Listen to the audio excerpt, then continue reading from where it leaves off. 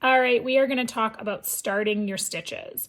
There's two ways to start your stitches on your wooden embroidery hoops, but the main concern here is that our hole is large enough that our needle can pass through, which also means that our knot needs to be big enough that it does not pass through our hole.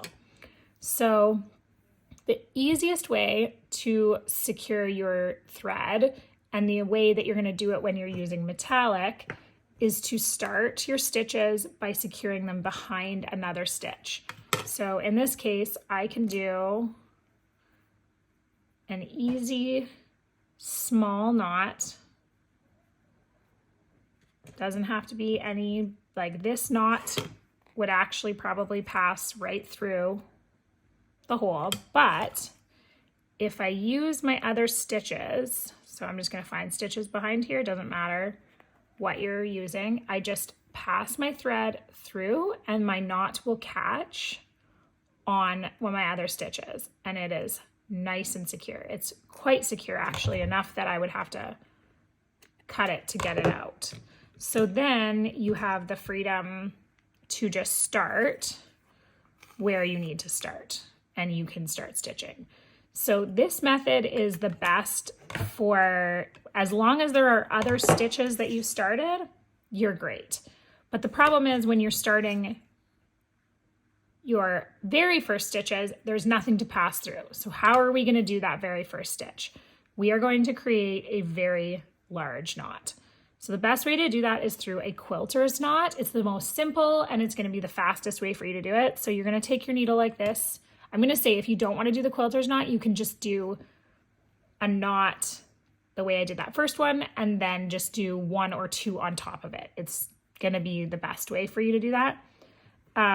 The quilter's knot, you're going to take your thread in this direction and your needle in this direction. You're going to put your thread on top of your needle, so they're kind of on, it's like this.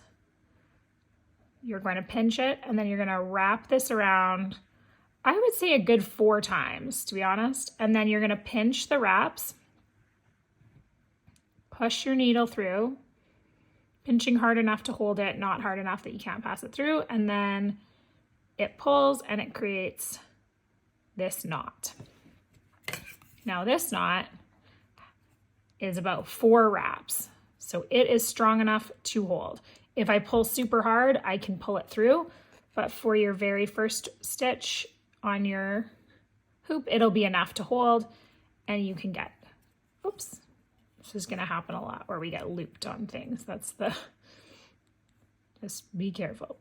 Okay, so that will be strong enough to pull, oh, I lost my, oh my gosh, you guys get to see it all. That'll be enough to pull through, okay? So your metallic is the perfect example of how you must use the method of securing it. There is no real way to make the knot on your metallic big enough to not pass through these holes. The holes are big enough for a needle, which your metallic thread is quite thin compared to. So what we're going to do is I'm just going to show you how you're going to do that. So you've got your, you've got your wooden ornament. You've got stuff already going on at the back. You're going to, if I'm up here, I'm going to pass underneath. You can see that I did it right here. I passed underneath these stitches here, found a spot, pulled my needle through, it's secured. Oops. I just thread it through. My knot's gonna get caught on all those stitches, and then I can get started stitching right here. So you can see I used this method anytime I started the metallic, and it's gonna be the only method where you're going to be able to keep your knot from pulling through. So you gotta secure it behind at the back. Hopefully that explains that well enough for you. If you need more help with the quilter's knot, there are tutorials on YouTube.